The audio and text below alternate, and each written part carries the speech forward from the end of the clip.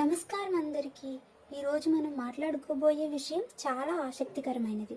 ముద్రలు నిజంగా పనిచేస్తాయా? చాలామంది యోగా ధ్యానం చేస్తూ చేతులతో కొన్ని ప్రత్యేకమైన ఆకారాలు చేస్తారు. వాటిని ముద్రలు అంటారు. కానీ మనలో చాలామందికి ఒక సందేహం ఉంటుంది. ఇవి నిజంగానే పనిచేస్తాయా, లేక ఇవి కేవలం నమ్మకాలేనా?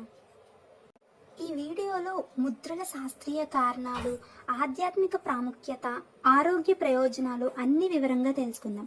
వీడియో చివరి వరకు చూడండి. మీ సందేహాలకు స్పష్టమైన సమాధానం దొరుకుతుంది. వీడియోలోకి వెళ్ళబోయే ముందు మీరు ఇదే నా ఛానల్ని ఫస్ట్ టైం చూస్తున్నట్లయితే లైక్ చేయండి, షేర్ చేయండి అండ్ సబ్స్క్రైబ్ కూడా చేయండి. ముద్రలు అనేవి మన చేతుల వేళ్లతో చేసే ప్రత్యేకమైన హస్తభంగిమలు. సంస్కృతంలో ముద్ర అంటే సీల్ లేదా సంకేతం అని అర్థం. మన శరీరంలో ప్రవహించే శక్తిని నియంత్రించడానికి, సమతుల్యం చేయడానికి ముద్రలు ఉపయోగపడతాయని యోగశాస్త్రం చెప్తుంది. ప్రాచీన భారతీయ యోగా గ్రంథాల్లో ముఖ్యంగా హఠయోగా, ప్రదీపిక మరియు గోరండ సంహిత వంటి గ్రంథాల్లో ముద్రల గురించి ప్రస్తావన ఉంది. అయితే మన 5 వేళ్ళు 5 భూతాలను సూచిస్తాయి: అగ్ని, భూమి, జలం, గాలి, ఆకాశం. వీటిలో సమతుల్యత ఉంటే ఎటువంటి అనారోగ్య సమస్యలు రావు.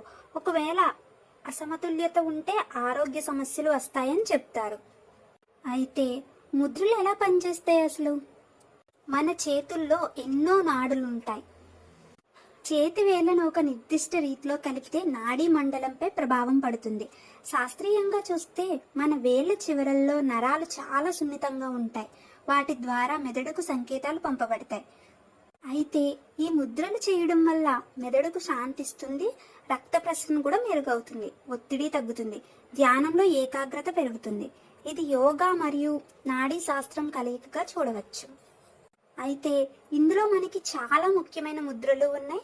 వాటి వల్ల చాలా ప్రయోజనాలు కూడా ఉన్నాయి. అవి ఏంటో ఇప్పుడు తెలుసుకుందాం.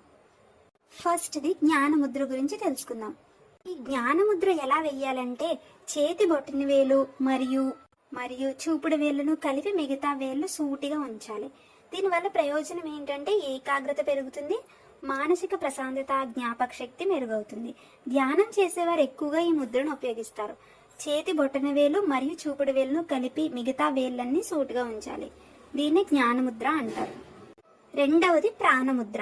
ఈ ప్రాణముద్ర ఏ విధంగా వెయ్యాలంటే బొటన వేలు, ఉంగరం వేలు, చిటికిన వేలు కలిపి మిగతా 2 వేలు నిటారుగా ఉంచాలి. దీనివల్ల ప్రయోజనం ఏంటంటే శరీర శక్తి పెరుగుతుంది, కంటి ఆరోగ్యం మెరుగవుతుంది, అలసట కూడా తగ్గుతుంది. ఈ ముద్రను రోజు 15 నుండి 20 నిమిషాలు చేస్తే శక్తి స్థాయి పెరుగుతుందని చెప్తారు. మూడవది అపాన ముద్ర. బొటన వేలు, మధ్య వేలు, ఉంగరం వేలు కలిపి చేయాలి. మిగతా వేలు సూటిగా నిటారుగా ఉంచాలి.